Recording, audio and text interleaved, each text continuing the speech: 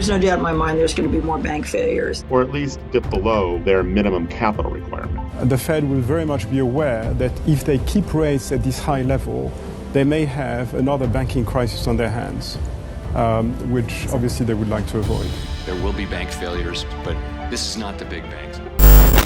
May umiikot ngayon ng balita na tila baga bihira ibalita at ayaw ipalabas ito ng United States of America. Dahil sa ito ay sobrang kontrobersyal at talaga namang sensitibo para sa bansang ito at bakit sobrang maapektuhan dito ang bansang Pilipinas at maging ang buong mundo.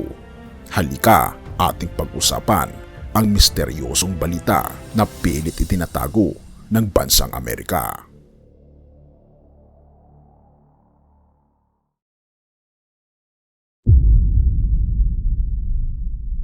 Magsimula na tayo sa isang kwentong hindi mo dapat palampasin. Huwag hayaang itago ito ng mainstream media tulad ng ginawa nila sa Hunter Biden laptop at banking crisis.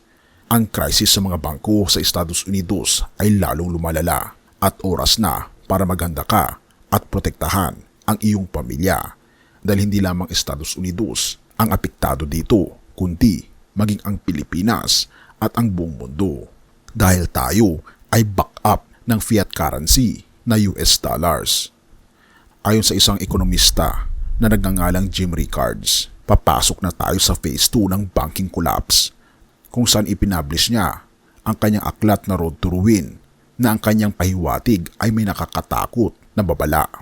Balikan natin ang phase 1. Tulad ng pinag-usapan ng Redacted at ni Kevin Derritt ng Lear Capital nung nakaraang mga araw, maraming commercial loans ang nagsimula ng dumating at wasakin ang mga maliliit na bangko.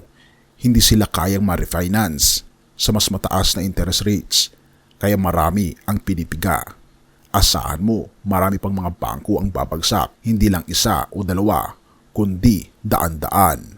Nagsimula ang lahat noong Marso 8, 2023 nang bumagsak ang Silvergate Bank, subalit kinabukasan may nabalitaan na bumagsak ang Silicon Valley Bank. Sinundan ito ng napakaraming iba pang mga bangko na hindi masyadong nababalita. Noong Marso 9, 2024, sinabi ng FDIC na ang mga depositong higit sa $250,000 ay hindi insured. Ang mga Silicon Valley venture firms ay nawalan ng milyon-milyon. Sa huli, sinabi ni Janet Yellen na ang Treasury ay nagtatakip sa lahat ng ito at ito ay naging pinakamalaking bailout na nakita na. Noong Marso 19, pinilit ng Swiss National Bank na mag-merge ang UBS at Credit Suisse. Noong May 1, ang First Republic Bank na mahigit sa $225 billion na assets ay isinara at ibinenta sa JP Morgan. Parang natapos na ang krisis, di ba? Pero ayon kay Jim Rickards, ito ay halftime lamang. Phase 2. Ang pagsisimula ng pambansang pag-aari ng mga bangko. Kung naalala mo ang history ng kwento ng Great Depression, 9,000 na institusyon ang isinara at na-nationalize. Gayon din ang nangyayari ngayon. Pero mas nakakatakot ito dahil sa pagdating ng central bank digital currency, gusto nilang tanggalin ang cash at kontrolin ang bawat transaksyon. Nagtanong si Jim Rickards, ano pa ang nasa bag of tricks nila? Lahat ng deposito ay guaranteed na. Bawat bond ay finance sa par value. Wala nang natitira. Kaya ano ang gagawin sa susunod na crisis? Nationalize ang mga bangko. At dito, nanganganib ang maliliit na bangko. Maraming maliliit na bangko ang pinipilit ngayon na magtaas ng kanilang kapital. Kung hindi, sila ay isasara o bibili ng mas malaking bangko. Ang fractional reserve banking ay nagpapalala ng sitwasyon. Dati, kailangan mag-imbak ng bangko ng 10% ng deposito. Ngayon, wala na silang kailangang itabi. Kaya pag nag-withdraw ang mga tao, wala ng pera.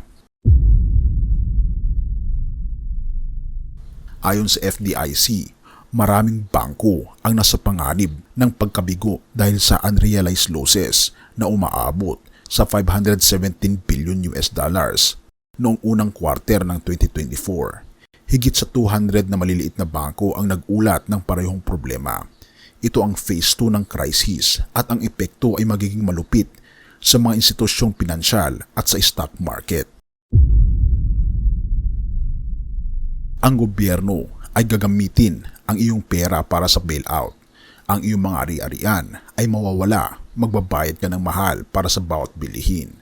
Ang malalaking bangko ay sisipsipin ang mga maliliit na bangko at ang central bank digital currency ay magiging paraan para kontrolin ang lahat ng transaksyon.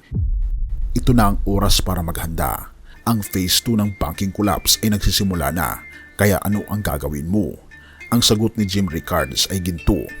Ang gobyerno ng US ay kailangang bumalik sa gold standard upang mapanatili ang kanilang ekonomiya. Ano ang nasa hinaharap? Ang phase 2 ay narito na at ito ay magdudulot ng malaking pagbabago hindi lamang sa Amerika kundi sa Pilipinas at maging sa buong mundo. Ang mga bangko ay magsasara at ang kontrol ay mapupunta sa mga malalaking institusyon. Ang iyong deposito ay maglalaho at ang ekonomiya ay magbabago. Kaya handa ka na ba? Ang oras ay tumatakbo na at ang phase 2 ay nagiging mas malupit. Manood ka ng balita at alamin ang mga susunod na hakbang at siguraduhing handa ka. Ang content na ito ay hindi nagtatapos dito. Marami pang pangyayari ang magaganap at ang phase 2 ng banking crisis sa United States ay magiging mas madugo at nakakatakot. Abangan ang mga susunod na mga kwento. Mateo 6 verse 19 to 21. Huwag kayong mag-impok ng mga kayamanan dito sa lupa. Dito'y may naninirang insekto at kalawang. At may mga magnanakaw na pumapasok at nagnanakaw. Sa halip, mag-impok kayo ng kayamanan sa langit. Do'y walang naninirang insekto at kalawang. At walang magnanakaw na nakakapasok at nagnanakaw. Sapagkat kung nasaan ang iyong kayamanan, naroon din ang iyong puso. Ang mga pangyayari sa kwentong ito ay nagpapakita ng kahinaan ng mga material na bagay at kayamanan dito sa mundo. Ang krisis sa bangko, ang pagkawala ng mga ari-arian, at ang kaguluhan sa ekonomiya ay naglalarawan ng kung paano ang mga bagay na pinapahalagahan natin ay maaring mawala sa isang iglap. Sa Mateo 6 verse 19 to 21, pinaalalahanan tayo ng ating Panginoong Hesus na huwag mag-ipon ng kayamanan dito sa lupa, kundi sa langit. Kaya naman, tayo ay magtiwala sa ating Panginoong Diyos kaysa sa material na bagay. Ang krisis sa bangko ay isang paalala na ang mga bagay dito sa mundo ay pansamantala at hindi maaasahan. Tanging ang Diyos lamang ang magbibigay sa atin ng tunay na katiyakan at kaligtasan. Sa panahon ng kaguluhan, mahalaga na ilagay natin ang ating tiwala sa Kanya kaysa sa material na bagay. Purihin ang ating Panginoong Diyos at maraming salamat kaibigan sa iyong panonood. Tayo'y manalangin.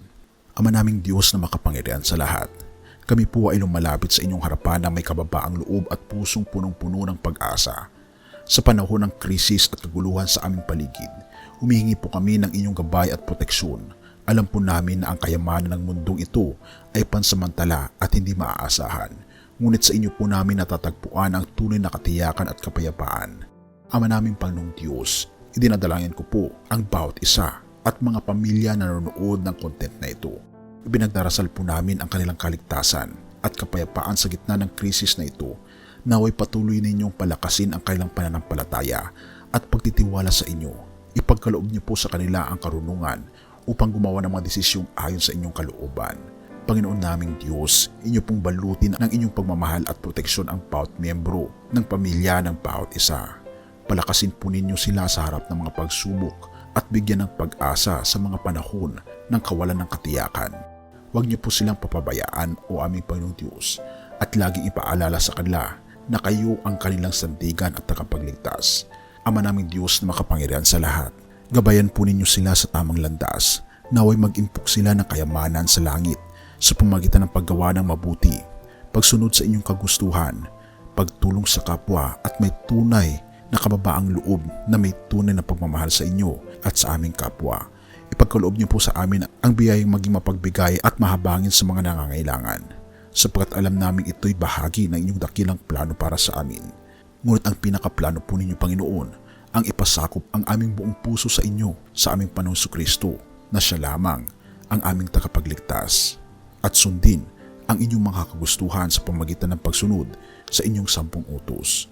O aming Panginoong Diyos, tulungan niyo po kami at palakasin sa mga oras na ito at patawarin po kami sa lahat ng aming pagkukulang at pagkakasala. At salamat sa pagdinig ng aming mga panalangin, sapagkat ito ang isamot hiling sa matamis na pangalan ng aming Panginoon at tagapagligtas na si Jesus. Amen.